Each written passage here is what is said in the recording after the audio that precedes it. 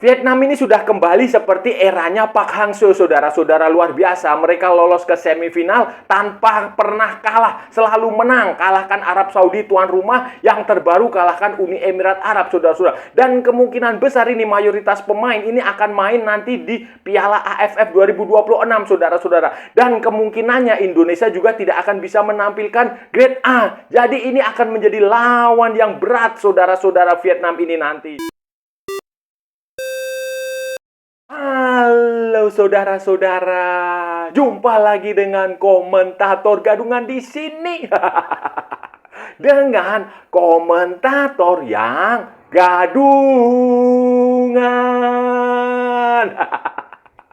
Jadi begini saudara-saudara, jadi begini, Piala Asia U23 ini sudah memasuki perempat final dan hasilnya luar biasa bagi salah satu wakil Asia Tenggara, saudara-saudara, Vietnam, yang notabene juga akan menjadi lawan Indonesia nanti di Piala AFF 2026 di bulan Agustus, bulan Juli, bulan Agustus, saudara-saudara. Dan ini Vietnam ini luar biasa, saudara-saudara. Mereka menjalani 4 pertandingan, 3 pertandingan fase grup dan 1 pertandingan perempat final itu dengan rekor 100%, tanpa kekalahan, tanpa hasil imbang, selalu menang. Jordania mereka sikat, Kirgistan mereka hajar, bahkan tuan rumah Arab Saudi mereka pecundangi. Gokil saudara-saudara, gokil. Dan sekarang Vietnam ini kemarin itu baru saja menyingkirkan Uni Emirat Arab lewat pertandingan yang keren, saudara-saudara. Kalau saudara-saudara lihat mainnya Vietnam itu keren, saudara. Mereka tidak hanya defensif, mereka tidak hanya menunggu, tapi mereka punya inisiatif, mereka menyerang cepat.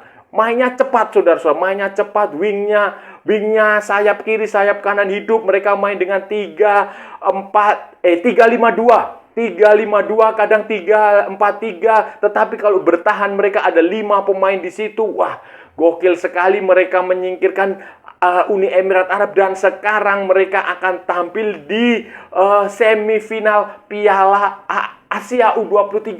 Semifinal Piala Asia U23 itu sama dengan hasil yang didapatkan Indonesia pada 2024 ya. Pada edisi sebelumnya di Qatar, saudara-saudara, ketika Indonesia mampu tampil sampai ke semifinal, kemudian kalah di semifinal, kalah di perebutan tempat ketiga, kemudian playoff Piala Dunia kalah. Tetapi ini Vietnam jauh lebih keren karena mereka di eranya Park Hang-seo dulu, saudara-saudara, 2018 kalau nggak salah atau 2020 ya, itu mereka juga sampai ke semifinal. Bukan hanya ke semifinal, mereka mampu tampil di final, saudara. Jadi ini bagi Vietnam ini adalah semifinal kedua dalam sejarah Piala Asia U23 dengan tim yang berbeda dengan tim sebelumnya. Dulu eranya Park Hang-seo, sekarang eranya Kim Sang-sik. Dan kalau kita perhatikan, saudara-saudara, tampaknya Vietnam ini sudah kembali menemukan setelannya.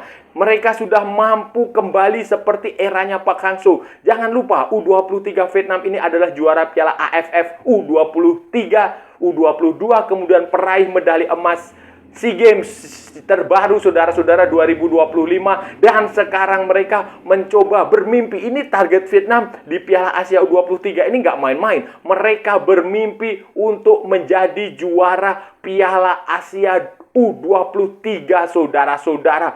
Gokil.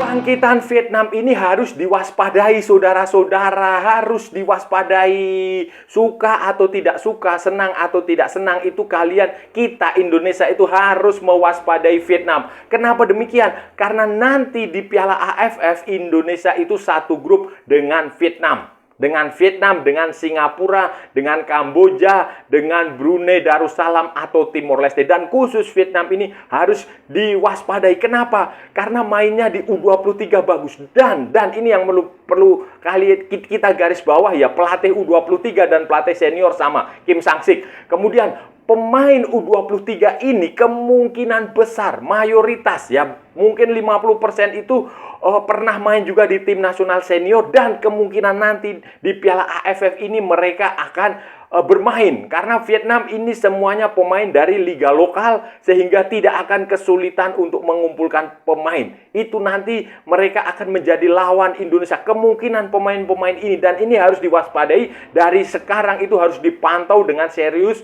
pemain-pemain Vietnam ini, karena kalau kita lihat mainnya memang mainnya cepat lah saudara-saudara, cepat, kemudian umpannya nggak terlalu banyak dribble bola, mereka pressingnya dari setengah lapangan, di pertahanan lawan itu 3/4 lapangan itu mereka sudah pressing, dan ketika dapat bola itu bolanya mengalir cepat, khas tim-tim dari Korea Selatan, dan fisik juga oke. Fisik juga mereka berani body charge.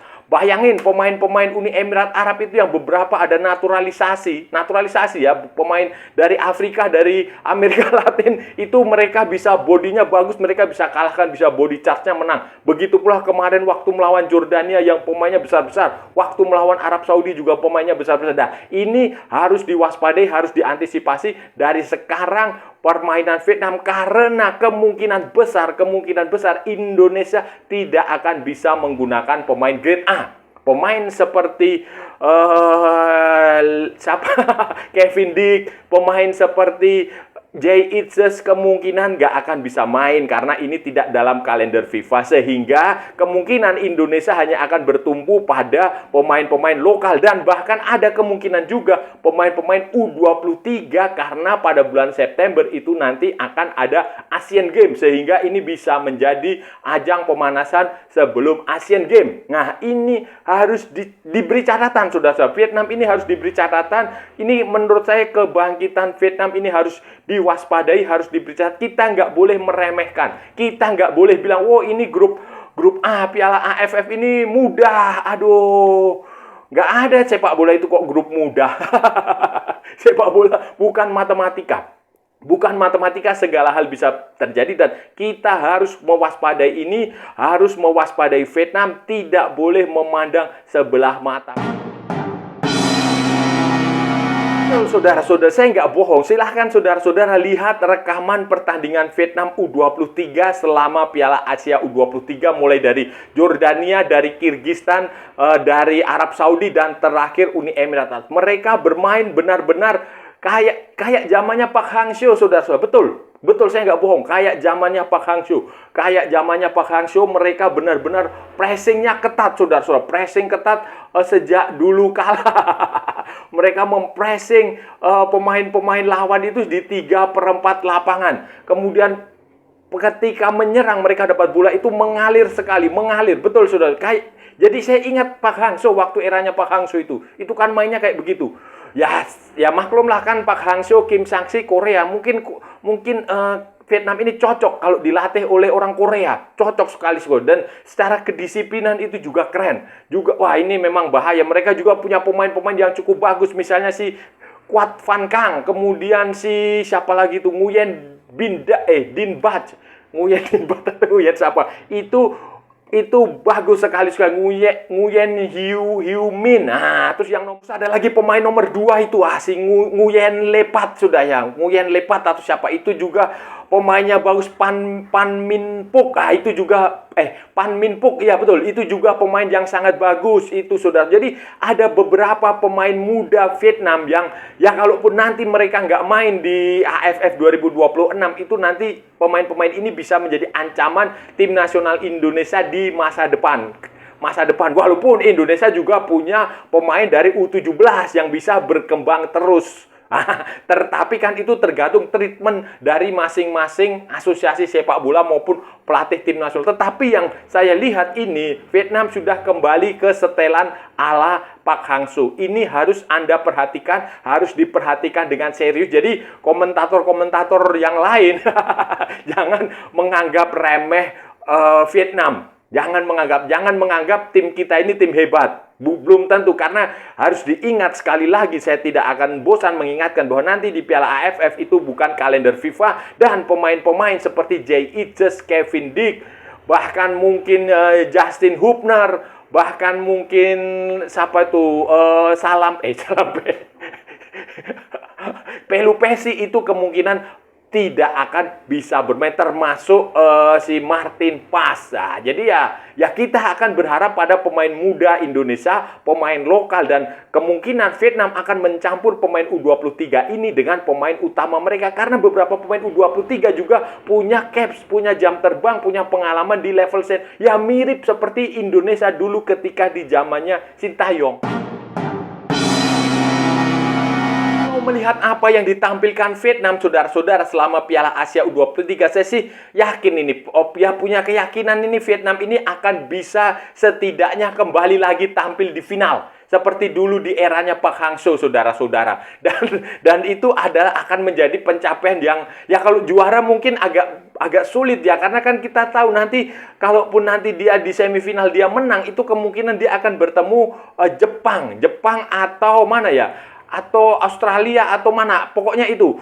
Jadi itu kemungkinan berat. Jadi saya rasa, tetapi kalau untuk sekedar tampil di final, saya rasa itu Vietnam punya potensi untuk ke situ. Karena nanti, tapi kita nggak tahu juga nanti di semifinal, karena kita belum tahu lawannya, ada kemungkinan Uzbekistan atau ada kemungkinan Cina. Nah, itu lawan Vietnam di semifinal. Jadi, tapi baguslah saudara-saudara, ini kalau ada tim Asia Tenggara yang bisa melangkah jauh sampai ke final, bahkan juara, saya rasa itu luar biasa. Dan kalau Vietnam bisa juara itu keren, saudara-saudara, keren. Karena AFF dia dapat, SEA Games dia dapat, sekarang Asia dia dapat. Ini Asia, saudara-saudara, Asia ya, ingat Asia. Dan levelnya Asia.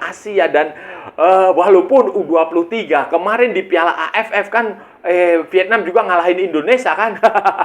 Indonesia asuhan Gerard van den Berg yang memang konyol lah itu, saudara-saudara. Tetapi saya nggak tahu ya, kita belum melihat nanti racikannya John Herdman ini seperti apa. Kita belum melihat itu. Tetapi kita kalau mau optimis ya boleh optimis, tanpa mengurangi rasa hormat kita kepada Vietnam, tanpa meremehkan Vietnam, tanpa menganggap Vietnam anak bawang. Jangan. Kemarin waktu kualifikasi Piala Dunia, kemudian di Piala Asia, kita 3 kali beruntun mengalahkan Vietnam di level senior. Tetapi itu eranya berbeda.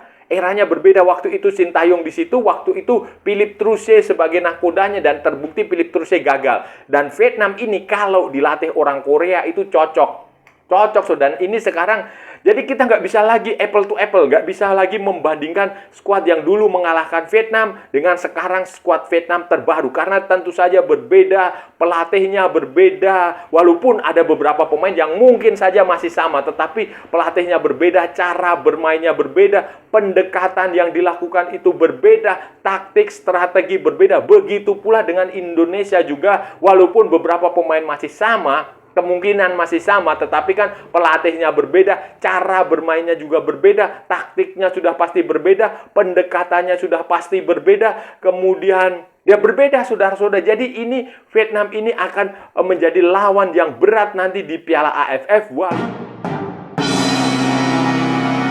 Vietnam dan Singapura itu nanti akan menjadi 2 lawan kunci Indonesia di Piala AFF 2026 untuk lolos ke semifinal. Dan kebetulan dua-duanya itu main secara berturut-turut di bulan Agustus, di terakhir. Jadi 2 pertandingan awal kita akan relatif lebih santai lah. Kita akan melawan Kamboja, walaupun Kamboja berat juga, saudara-saudara, karena banyak pemain naturalisasi, pemain asing yang dinaturalisasi. Kemudian antara Timor Leste atau Brunei Darussalam, kemungkinan sih feeling saya Timor Leste kemungkinan di situ. Nah, itu 2 pertandingan awal itu kalau kita bisa memenangkan itu, kemudian nanti kita akan bertarung menghadapi Vietnam dan kemudian Singapura dengan skenario bahwa Indonesia tidak bisa menampilkan pemain grade A. Grade A, dan mungkin grade B juga tidak akan bisa tampil. Kemungkinan John Herdman akan memilih menampilkan U23 untuk persiapan ke Asian Games, itu bisa saya. Tetapi makanya itu saya bilang itu harus diwaspadai. Dan Singapura itu juga tidak bisa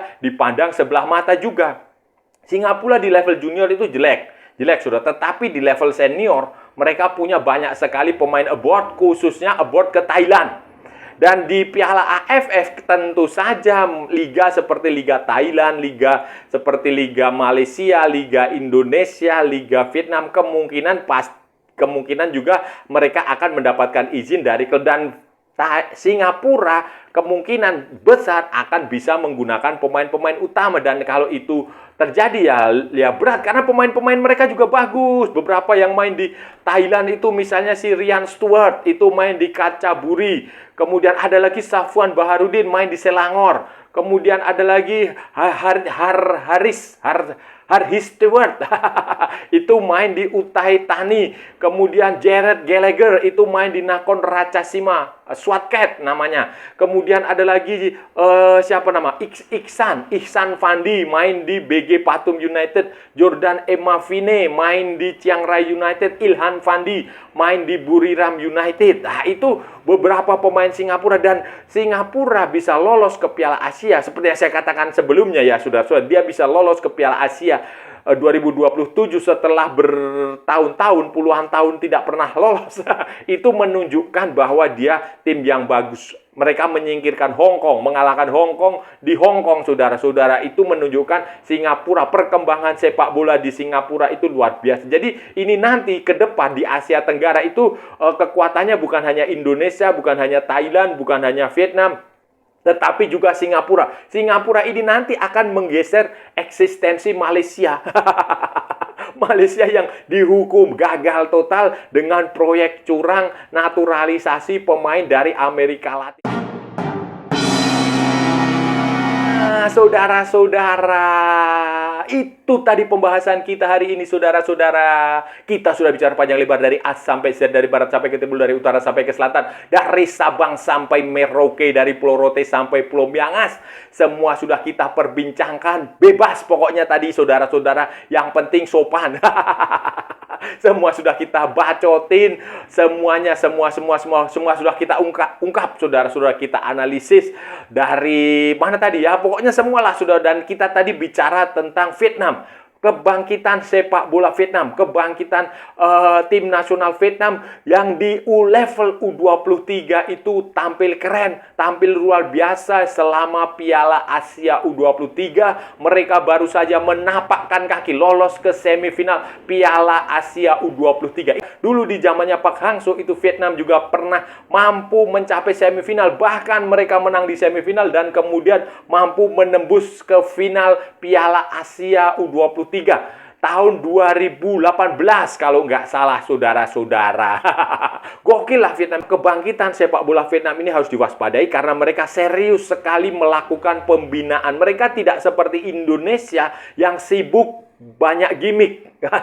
Beda, sudah tidak banyak gimmick di Vietnam, dan asosiasi sepak bola Vietnam lebih fokus membina pemain daripada mencari pemain diaspora Vietnam. Beda dengan Indonesia yang lebih banyak mencari pemain diaspora daripada melakukan pembinaan internal, karena tujuannya jelas. Kalau pemain diaspora didapatkan, instan hasilnya, dapat nama, pengurusnya dapat nama, kemudian nanti bisa jadi modal politik untuk pencalonan di mana-mana.